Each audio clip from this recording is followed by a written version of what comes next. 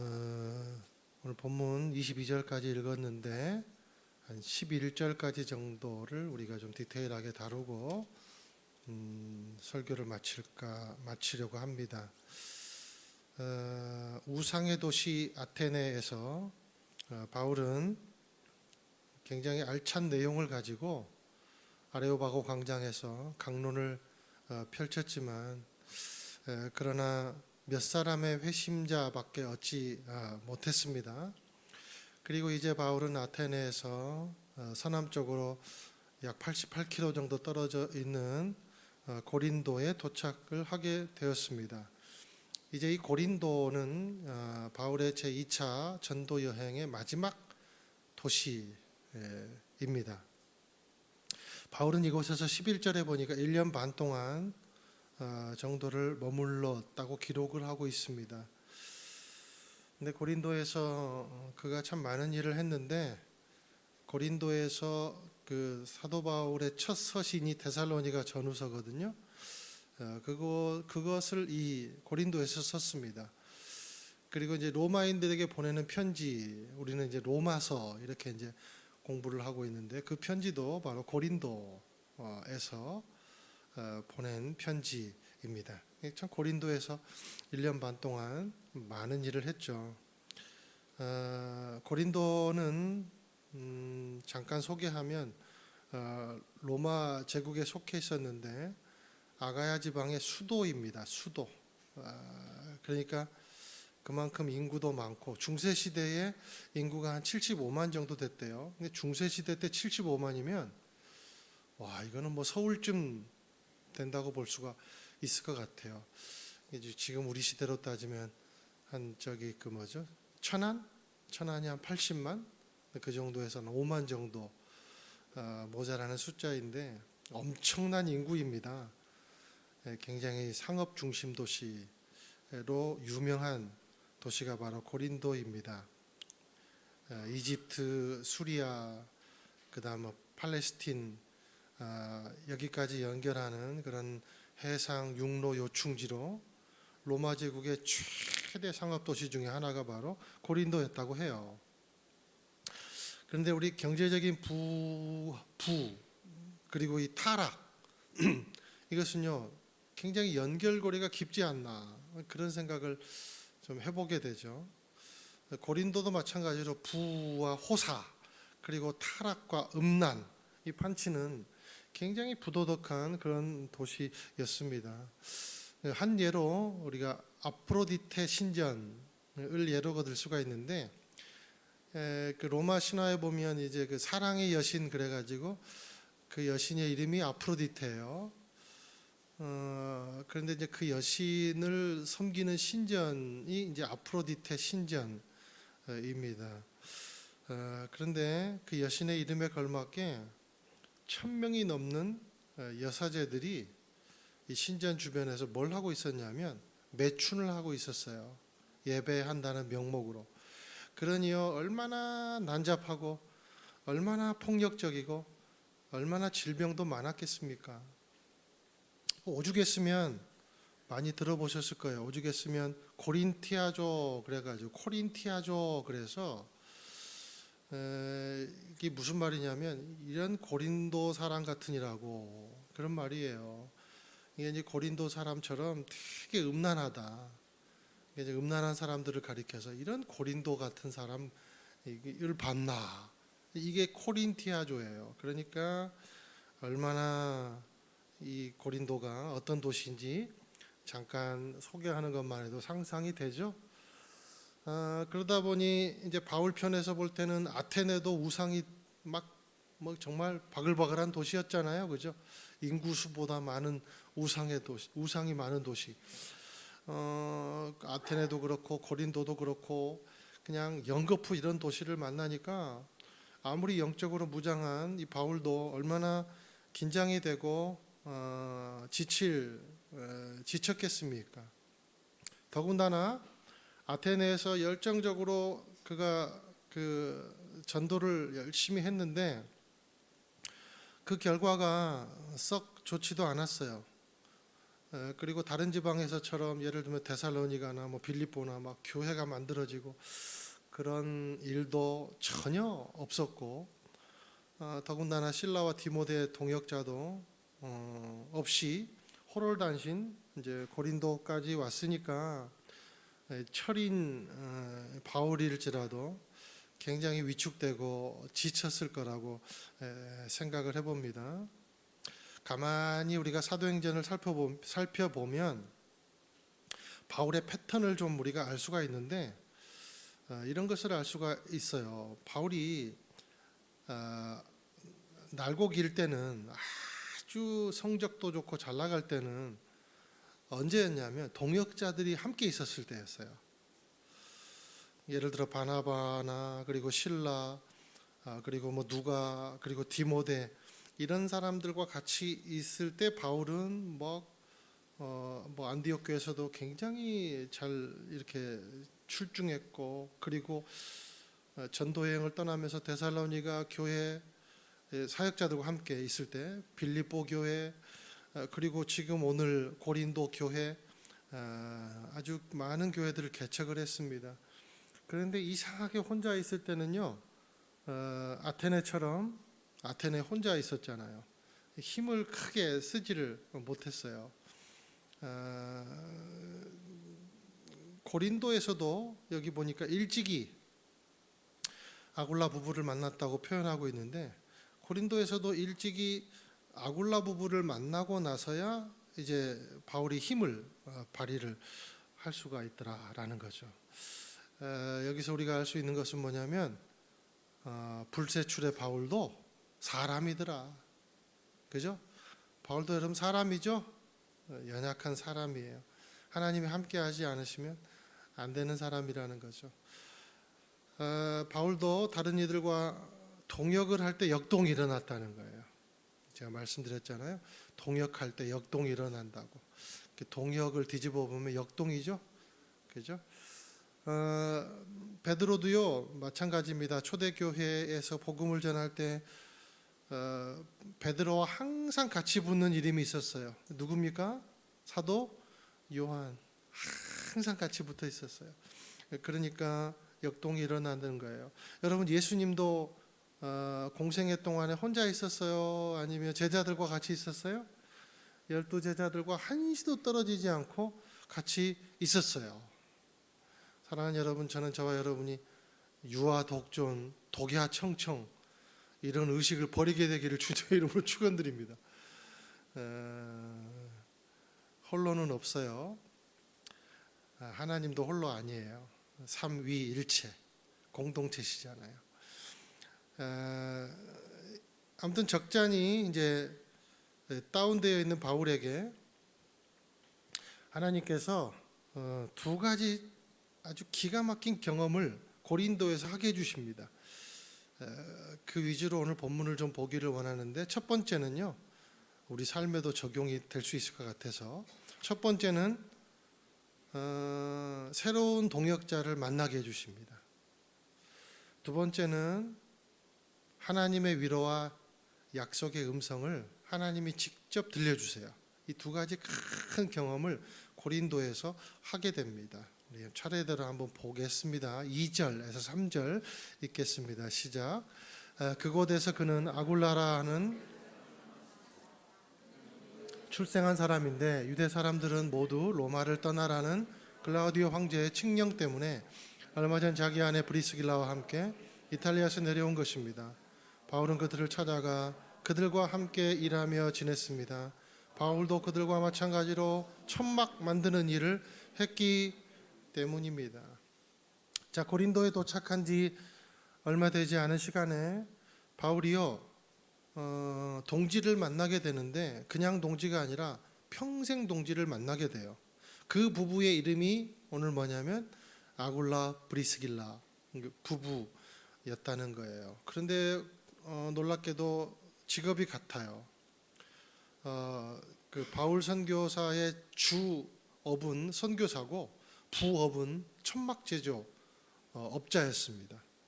근데 2절에 보니까 이 부부도, 아굴라 브리스길라 부부도 천막 만드는 이 일을 3절에 보니까 했다고 기록되고 있죠.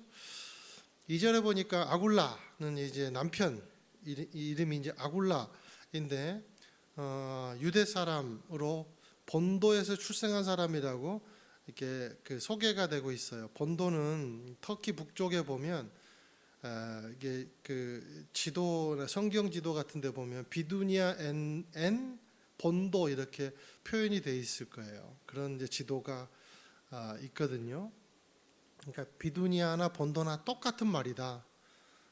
이렇게 이제 보면 되겠습니다. 그곳에서 태어났다는 거 보니까 아무래도 디아스포라 유대인이 아닌가 이렇게 추정을 해볼 수가 있겠습니다. 브리스길라는 로마 사람으로 추정되고 있습니다.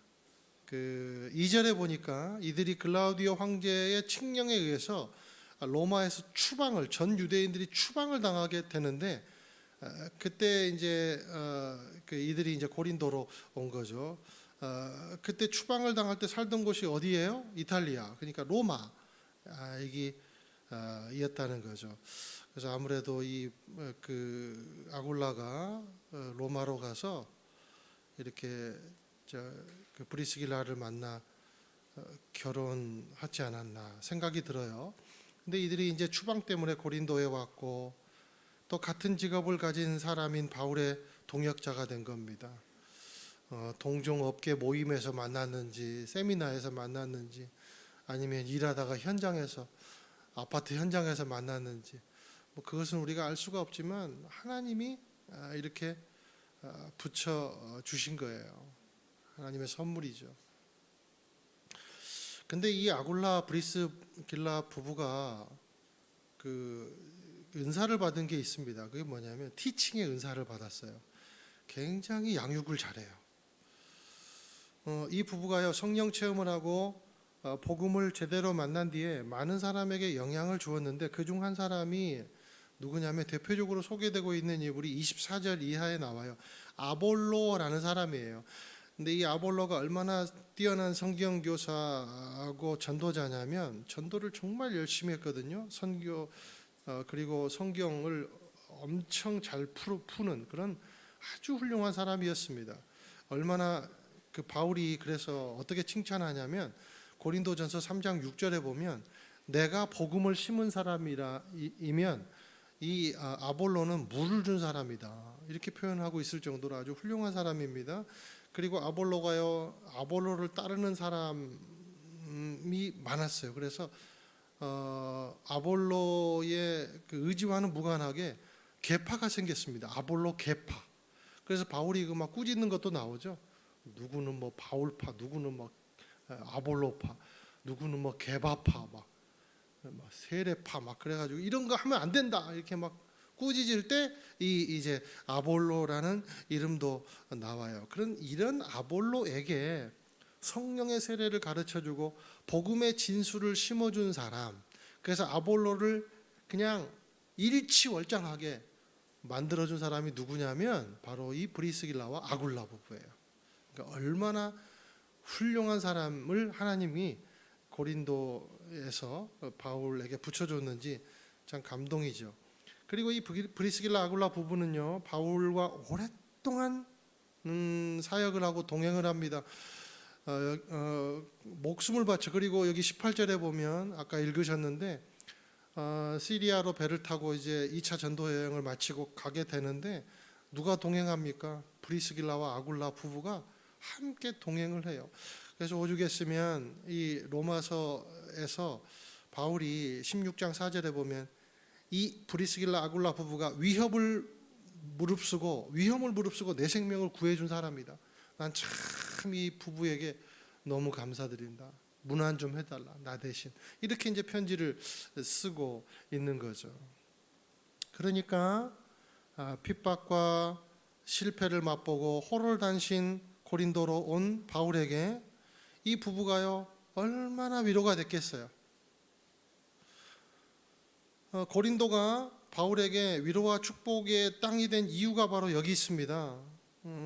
더군다나요 이 땅에서 그동안 이제 베레와에서 그 헤어져 가지고 그동안 만나지 못한 두 사람을 또 만나요. 그 사람이 이제 실라와 디모데예요. 제외를 하는 거죠. 우리 5절 한번 읽겠습니다. 시작. 실라와 디모데가 마케도니아에서 오자 바울은 말씀을 전하는 데만 전념해 예수가 그리스도이심을 유대 사람들에게 증언했습니다. 이 바울이 실라와 디모데를 만났을 때 얼마나 위로가 되었는지 이 5절에 행간이 또 있어요. 우리가 이제 알 수 없는 행간이 있는데 이 디모데하고 실라가 바울에게요 그냥 만남 자체가 기쁨이 아니라 이들이 갖고 온 소식이 또 그에게 기쁨을 줬습니다. 실라와 디모데가 함께 데살로니가라는 지역에 가서 복음을 전했습니다. 근데 3주 정도밖에 전하지 못했어요. 왜냐하면 유대인의 핍박이 심해가지고. 그래서 3주를 전했는데 거기 뭐가 생기냐면 교회가 만들어집니다. 초대교회가 또 이제 만들어진 거 이방인 교회가. 그런데 그 교회가 생기게 되었는데 이 바울이 이 교회를 얼마나 생각하고 그립고 그리고 그 사람들에 대해서 얼마나 소망하는 마음으로 기도했겠습니까? 그런데 실라와 디모데가 이 데살로니가 교회에 대한 소식을 들고 온 거예요. 무슨 소식이냐면 이런 소식이에요. 데살로니가 교회 성도들이 지금 데살로니가 교회가 성장하고 부흥하고 있습니다. 그리고요 고난과 어려움이 있는데 이 사람들이 너무나도 잘 견디고 있습니다. 그리고요 오죽했으면 이 사람들이 소문이 났는데 뭐라고 소문이 났냐면 모든 믿는 자들의 본이 됐대요. 데살로니가 성도들이. 여러분 바울이 이 소식을 들었다고 한번 여러분이 바울이라고 생각하고 이 소식을 들었을 때 얼마나 바울이 위로가 됐겠어요. 그죠? 얼마나 기분이 좋았겠어요. 제가 만약에 이제 은퇴를 하고 어디 저기 뭐 제주도 아니면 뭐 이런데 뭐 이제 뭐 남해 뭐 이런데 이제 살고 있는데 누군가 서산오누리교회 성도가 오랜만에 와가 휴가를 왔는데 만나재요. 그 만났는데 이제 같이 이렇게 간장게장 먹으면서 서산오누리교회 성도들 소식을 전해준 거예요. 이 서산오누리교회가 성도들이 믿는 자들의 본이 되고 있고 서산 땅을 변화시키고 있고 막 어떤 성도는 이런 어려움이 있는데 주님을 찬양하고 막 그런 걸 전해주면 얼마나 위로가 되겠어요. 나 같은 존재들도. 그런데 이 바울은 얼마나 위로가 되었겠습니까? 우리가 목숨 걸고 전도하는 이 일이 결코 헛되지 않구나. 결코 헛되지 않구나. 하나님이 함께 하시면 크고 작은 어떤 일이든지 간에 반드시 열매를 맺게 돼 있구나. 내가 아테네에서 몇 사람밖에 건지지 못했지만 나는 그래도 씨를 뿌렸구나. 거기에서 앞으로 교회가 생겨질 줄로 믿고 그 사람들이 복음의 열매가 될 줄로 믿겠습니다. 이런 고백을 하지 않았겠습니까? 엄청난 위로를 받은 거죠. 중요한 것은 뭔가 하나님이 오늘요 지쳐있는 바울에게 사람을 통해 위로해 주시더라는 거예요. 누구를 통해요? 사람을 통해 위로해 주신다는 거예요. 선물 같은 만남을 주신다는 거예요. 선물 같은 재회를 통해서 위로를 해주신다는 거예요. 놀라운 타이밍으로. 하나님은요, 하나님의 사람을 절대 외롭게 놔두시지 않습니다. 여러분, 하나님의 성품을 우리가 묵상을 해보면 하나님은 하나님의 사람을 외롭게 놔두시지 않는다는 확신이 들 거예요.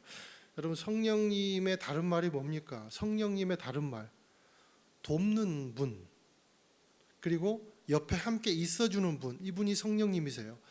그리고요, 성령님을 원더풀 카운슬러 이렇게 표현하잖아요. 너무나도 아름다운, 너무나도 고풍스러운 상담가라는 거예요. 나의 문제를 하나님이 다 들어주시고 해결해 주시고 아파해 주시고 위로해 주시는 분이 바로 성령님이라는 거예요. 여러분, 예수님 볼까요? 예수님도요, 어떻게 약속하셨습니까? 내가 세상 끝날까지 너희와 항상 함께 할 거다 말씀하셨잖아요. 언제까지요? 세상 끝날까지. 그리고 어떻게요? 항상 함께 해주신대. 이분이 예수님이십니다. 그리고 하나님, 여러분, 우리와 함께 하시는 그분이, 우리와 함께하는 하나님을 우리가 뭐라고 표현해요? 임마누엘이라고 표현합니다. 그게 삼위일체 하나님이에요. 그러니까 하나님은요 무조건 우리와 함께 해주세요. 하나님은요, 하나님의 사람을 결코 홀로 두지 않습니다. 사랑하는 여러분, 혼자라고 생각합니까? 주 안에서 우리는요, 결코 혼자가 아니에요. 외로운 길을 걷고 있다고 생각합니까? 때를 따라 도우시는 하나님을 의지하고 선을 행하다가 낙심하지 않게 되기를 예수님의 이름으로 축원드립니다. 혼자 있다고 생각하는 거, 버려졌다고 생각하는 거, 감정일 뿐이에요. 실제는 아니에요. 마찬가지로 내가 지금 이렇게 일을 할 수 있는 것은 나 혼자 잘나서가 아니에요. 누군가 돕고 있기 때문이에요. 남편은 아내의 도움이 있기에 사회생활 할 수 있는 거예요. 그죠? 지 잘나서 사회생활하는 거 아니에요. 아니 나를 대입한 거예요. 여러분 대입한 게 아니에요. 내 잘나서 내가 교회 사역하는 게 아니에요. 사랑하는 그분이 있기 때문에 하는 거죠. 아니 그분이 하나님이기도 하지만 하나님이 주신 그분이 있기 때문에 또 사회생활 할 수 있는 거고, 부부는 자녀라는 동기부여가 있기 때문에 오늘도 일어설 수 있는 거예요. 여러분 일하기 싫죠. 힘들죠. 그런데 동기부여를 누가 해줘요? 가족이 해줘요. 함께 있는 사람들 때문에, 자식들 때문에 내가 다시 일어설 수 있는 거예요. 하나님이 주신 거예요. 아내는요, 남편과 가족이 있기에 오늘 이렇게 힘들고 설거지 하다가 그릇 막 던져버리고 싶고, 그래도 힘들어도 감사하고 외롭지 않게 일할 수 있는 거예요. 여러분 사역도 마찬가지예요. 성도가 있기에 목사가 있고요, 목사가 있기에 성도가 있는 거예요. 함께 하기에 선물인 겁니다. 함께한 자체가 선물이에요. 그런 의미에서 저와 여러분은요, 서로에게 선물 같은 존재예요. 위로가 되는 존재예요. 우리 좌우에 계신 분들하고 함께 한번, 굉장히 어려운 시간인가요?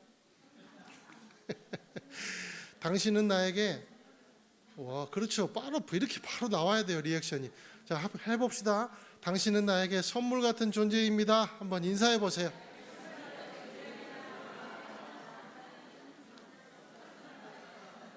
일부보다 좀 더 잘하시네. 부부가 가만있어. 부부가 하셨나? 부부끼리 이걸 잘해야 돼요. 서로에게 그런 존재가 되기를 주님의 이름으로 축원드립니다. 사랑하는 여러분, 사람이 살다 보면요, 여러 가지 만남이 있는데 어떤 사람은 그 사람이 떠나면 알터니가 빠진 느낌을 갖게 하는 사람이 있어요. 어떤 사람은요, 그 사람이 없으면 아쉽고 미안하고 다시 보고 싶은 존재가 있어요. 그러니까 쉽게 얘기하면 MSG 같은 존재가 있고요, 천연 조미료 같은 존재가 있어요. 그 순간만 달게 하는 존재, 그리고 우리 마음을 참 건강하게 해주는 존재. 자기 자신을 한번 점검해 봅시다. 나는 MSG에 불과한가, 천연 조미료에 가까운가? 한번 빨리 한 1분 자기 자아 비평 한번 해볼까요? 난 저와 여러분이 다른 사람을 건강하게 해주는 천연 인생이 되기를 주님의 이름으로 축원드립니다. 그 아프리카 속담인지 뭔지 이런 말 있잖아요. 빨리 가려면 혼자 가고 멀리 가려면 함께 가라. 참 맞는 말인 것 같아요. 말이 날뛰면 사람이 떨어져요. 말이 달리면 사람도 달려요. 우리는 많은 부분에서 날뛰면서 달린다고 착각해요. 내가 예수님 만나고 뭔가 성장하고, 내가 이제 뭐죠? 내가 사람을 품을 수 있는 충분한 인격이 됐어. 그래서 이제 사람을 품습니다. 등에 업습니다. 태웁니다. 자녀를 등에 태웁니다. 형제를 등에 태웁니다. 자매를 등에 태웁니다. 남편을 등에 태웁니다. 아내를 등에 태웁니다. 참 섬기려는 마음으로 이렇게 등에 업긴 업었지만 엎혀진 존재는 생각하지 않고 달리는 나 자신만 생각하고, 그렇게 달리기 때문에 엎혀져 있는 존재는 불안하고 결국 떨어져 다치는 거예요. 항상 중요한 게 있습니다. 저는 신앙생활하는데 두 가지 참 중요한 게 있다고 생각해요. 하나는 은혜를 덧입는 거, 하나는 현실 감각. 그러니까 나 자신을 제대로 바라보는 게 진짜 중요해요. 나 자신을 제대로 바라보는 게 인생의 이득이에요. 제대로 바라보지 못하면 나르시시즘에 빠져요.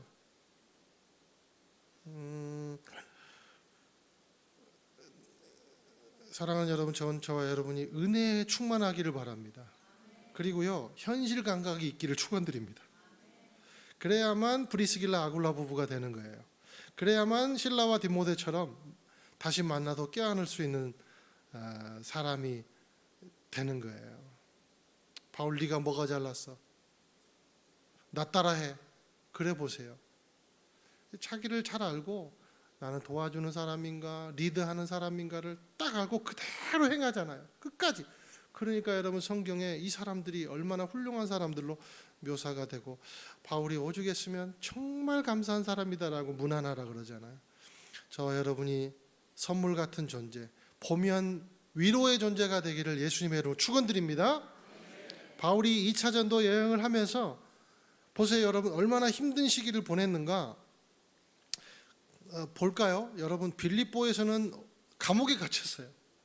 전도 여행하다가 하나님의 복음을 전하다가 빌립보에서는 감옥에 갇히고 두들겨 맞았습니다. 양손에 수갑이 채워졌어요. 그리고요, 데살로니가에서는요, 폭도들 때문에 도망을 쳐야 했습니다. 거의 뭐 야반 도주를 했어요. 그리고 동료 챙길 틈도 없이 그냥 도망가야 했습니다. 그래서 베레아에 도착했습니다. 와, 그래도 베레아 사람들은 너무 점잖은 거예요. 노블 캐릭터가 있는 거예요. 그래서 그 사람들한테 복음을 전하니까 먹혀드는 것 같아요. 그런데 그걸로 위로받냐 싶더니 데살로니가에서 또 출장을 와가지고 유대인들과 폭력배들이 그렇게 스토킹 테러를 합니다. 그래서 또 호롤단신 어디로 가요? 아테네를 갔어요. 그런데 아테네에서 열심히 정말 원고를 써가지고 강론을 했는데도 불구하고 극소수만 관심을 가졌습니다. 그래서 동역자도 없이 쓸쓸히 고린도로 또 오게 된 겁니다. 그리고 고린도에서 브리스길라 아굴라 부부를 만나 힘을 얻고 회당에서 복음을 전했는데 6절에 보니까 동족으로부터 욕을 얼마나 얻어먹었는지 몰라요. 그런데 이제 이번에는 누가 그를 위로해 줍니까? 9절에서 11절 읽겠습니다. 시작. 어느 날 밤 주께서 환상 가운데 바울에게 말씀하셨습니다. 잠잠히 있지 말고 말하여라. 내가 너와 함께 있으니 아무도 너를 해치지 못할 것이다. 이 도시에는 내 백성이 많다. 그래서 바울은 그곳에 1년 반 동안 머물면서 그들에게 하나님 말씀을 가르쳤습니다. 사람을 선물로 주신 하나님께서 이제는 직접 나타나 위로해 주시고 약속해 주시는 거예요. 두려워하지 말라. 잠잠해하지 말고 전하라. 왜냐하면 네가 하는 일이 내 안에서 참 진리된 일이니까, 인생에서 가장 해야 할 일을 하고 있으니까 두려워하지 말고 잠잠하지 말라. 선포해도 된다. 왜냐하면 내가 너와 함께 하니까. 그러니 아무도 너를 해치지 못할 것이다. 이 도시에서 사람들을 많이 얻을 것이다. 참, 아까 찬양 태산을 넘어 험곡에 가도 빛 가운데로 걸어가며 주께서 항상 지키시기로 약속한 말씀 변치 않네. 이 찬양이 이에게 실제로 이루어지는 거예요. 하나님 만나서 하나님이 이렇게 약속해 주시는 거예요. 변치 않는 내가 너를 지켜줄 것이다. 그리고 이 도시에 내 백성이 참 많다. 무슨 말입니까? 주의 길을 가는 자는 절대로 해를 당하지 않을 거라는 거예요. 네가 가는 길이 옳은 길임을 사람이 아니라 내가 증명했다는 거예요. 하나님이 증명했다는 거예요. 고린도에서 이 약속, 하나님의 약속은요, 실제로 이루어집니다. 8절에 보세요. 회당장 그리스보, 그리고 그리고 집안이 주를 믿게 됐고, 소수데네라는 사람도 나타나고, 막 별 사람이 다 나타나요.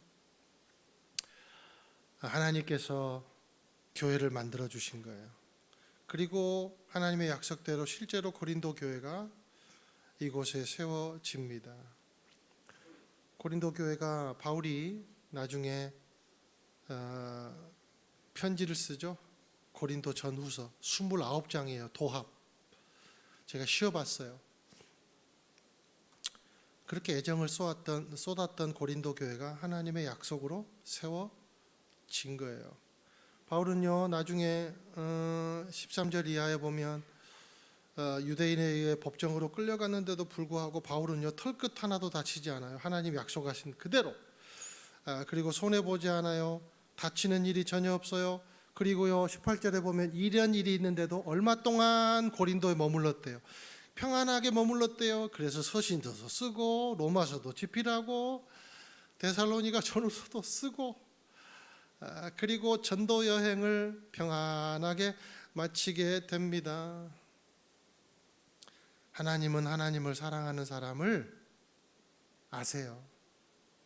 나를 찾는 자가 나를 찾게 될 것이고 나를 사랑하는 자가 나의 사랑을 입을 것이다. 아실 뿐만 아니라 책임져 주시고 위로해 주시고 사람이 줄 수 없는 평안의 종류를 하나님이 허락을 해 주십니다. 하나님은요, 약속만 하는 분이 아니세요.